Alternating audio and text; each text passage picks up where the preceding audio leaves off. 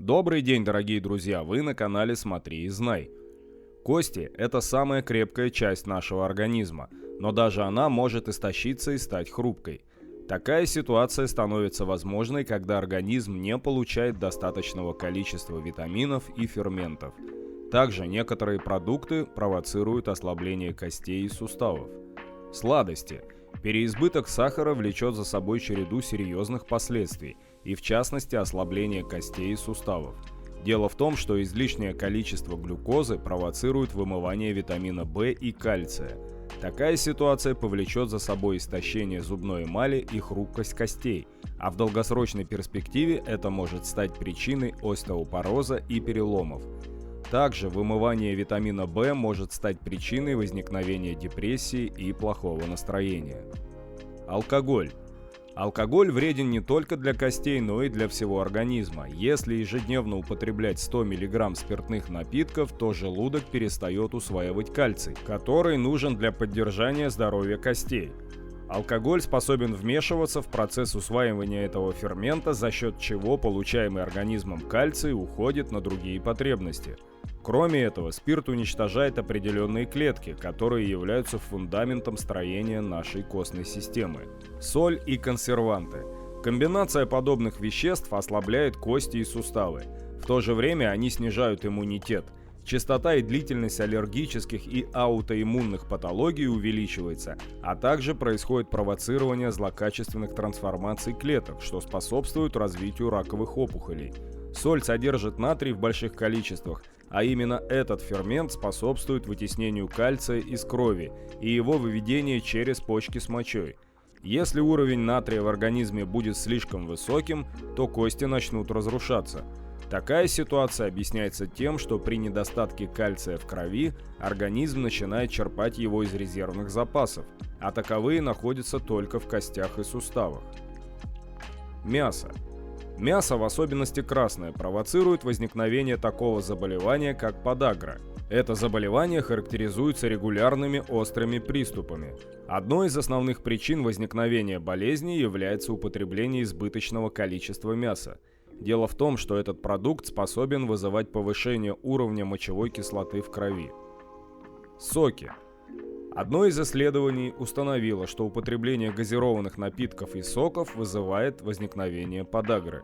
Всего 300 мг сока увеличивает риск заболевания в 2 раза, а употребление 200 мг газированных напитков повышает шансы возникновения болезни на 70%. Причиной тому является повышенное содержание фруктозы в этих напитках. Лидерами среди таковых станут яблочные и апельсиновые вкусы. Переизбыток фруктозы способствует нарушению обмена веществ и проявлению типичной симптоматики подагры. Также бесконтрольное употребление таких напитков грозит возникновением следующих заболеваний: гипертонии, атеросклероза, жирового гепатоза. Кофеин. А вот в случае с кофе не все так плохо. Его не нужно полностью исключать из рациона. Причинять вред напиток начинает только после 3-й чашки. До этого употребление считается безопасным. Обусловлено это тем, что в 2 чашках напитка содержится оптимальное количество кофеина, которое не вымывает кальций из организма. Большая доза кофеина будет провоцировать разрушение костных тканей организма. Никотин. Именно у курильщиков повышенный риск заболевания остеопорозом. Люди, зависимые от этой привычки, и даже те, кто уже бросил, все равно имеют плотность костных тканей меньше примерно на 30%, чем у некурящих людей. Такой эффект очень часто наблюдается не только у взрослых, но и у подростков. Щавель. Кислота, содержащаяся в этом продукте, способна образовывать нерастворимые соединения с кальцием в районе кишечника, что в результате приводит к невозможности его усваивания организмом. Такая же кислота содержится и в других продуктах, например, в колбасах, черном чае, ревне и свекле, поэтому употребление этих продуктов стоит ограничивать. А что же делать, если кости и суставы уже ослаблены? Ведь существует целый ряд продуктов, которые способны укреплять здоровье костей. Молочные продукты. Наверняка, когда разговор заходит о кальции, каждый из нас вспоминает о молочных продуктах. Молоко является одним из основных источников кальция.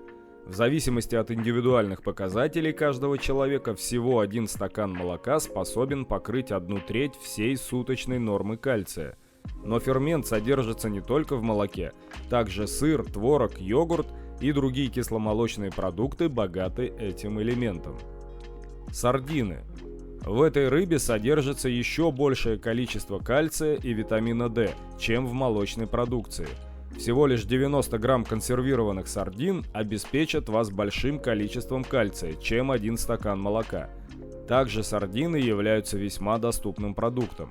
Для разнообразия рациона вы можете добавлять их в салаты, макароны или соусы.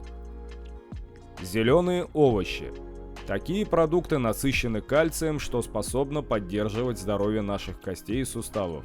Также зеленые овощи очень легко ввести в свой рацион питания, так как их можно употреблять и в сыром виде, и в приготовленном. Помимо кальция, эти продукты содержат полезные пищевые волокна, железо и витамин А. Самыми полезными из этих продуктов станут шпинат, китайская капуста, белокочанная капуста, зеленый сладкий перец и капуста листовая. Примерно одно блюдо из этих продуктов может перекрыть 1/4 суточной нормы кальция. Итак, мы разобрались, что питание играет очень важную роль для здоровья костей и суставов, но что же еще поможет их укрепить? Во-первых, летом и весной старайтесь больше времени проводить на солнце. Витамин D очень важен для нашего здоровья и также поможет поддержать здоровье костей. Во-вторых, умеренные физические нагрузки, как ничто другое, окажут положительный эффект на весь организм. Пешие прогулки и умеренные занятия спортом помогут сформировать крепкие кости и замедлить потерю костной массы. Хорошая физическая форма не только увеличит силу мышц и выносливость, но и снизит риск переломов. Также отличным предупреждением каких-либо заболеваний станет регулярное прохождение медицинского обследования. Если обнаружить какие-либо патологические состояния еще на ранних стадиях развития и своевременно пройти курс лечения, это позволит надолго избежать клинических проявлений. Поддерживать здоровье костей и суставов очень важно на протяжении всей своей жизни, так как в начале пути нам нужны крепкие кости, чтобы узнать этот мир. А с годами крепость костей имеет свойство испаряться, поэтому очень важно ее поддерживать. Как правило, у мужчин ослабевание костной ткани происходит после 50 лет, а у женщин это наблюдается после менопаузы. Таким образом, правильное питание и ведение определенного образа жизни способно предотвратить множество отклонений со стороны костей и суставов, а также сохранить анатомическую целостность хрящевых суставных поверхностей на долгие годы. И на этом мы с вами прощаемся, и самое главное, будьте здоровы! До новых встреч!